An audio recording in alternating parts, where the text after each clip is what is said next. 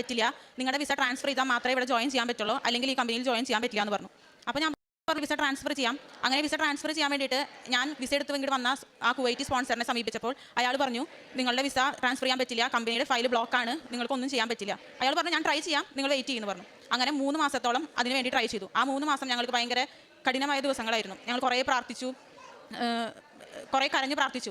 അവസാനം ജോലി കിട്ടാണ്ടായപ്പോൾ ഞാനും ഭർത്താവും കൂടെ ഒരുമിച്ച് കുടുംബ പ്രാർത്ഥനകളെല്ലാം മുട്ടുകുത്തി കൈവിരിച്ച് നിയോഗങ്ങളൊക്കെ ചൊല്ലി ആണ് പ്രാർത്ഥിച്ചത്. അങ്ങനെ പ്രാർത്ഥിച്ചപ്പോഴാണ് എനിക്ക് തോന്നിയത് എൻ്റെ റെസ്യൂം വാങ്ങിക്കൊണ്ടുവന്ന സാറ്, ആ സാറിൻ്റെ നമ്പർ ചോദിക്കാം, ആ സാറിനെ ഒന്ന് വിളിച്ച് ചോദിക്കാം ജോലി വലുതുണ്ടോ, കിട്ടോ, എൻ്റെ വിസ ഈ പ്രോബ്ലം ആണ്, അപ്പോൾ എനിക്ക് ആ പ്രോബ്ലം നിൽക്കുമ്പോൾ തന്നെ ജോലി കിട്ടുമോ എന്ന് ചോദിക്കാൻ വേണ്ടി ഞാൻ ആ സാറിനെ വിളിച്ചു. അപ്പോൾ സാറ് പറഞ്ഞു നാളെ വായോ, നമുക്കൊരു ഇൻ്റർവ്യൂ ചെയ്യാം, എന്നിട്ട് നോക്കാമെന്ന് പറഞ്ഞു. അങ്ങനെ ഞാനും ഹസ്ബൻഡും കൂടെ പിറ്റേ ദിവസം ആ സാറിൻ്റെ കമ്പനിയിലേക്ക് പോയി. സാർ ഇൻ്റർവ്യൂ ചെയ്തു.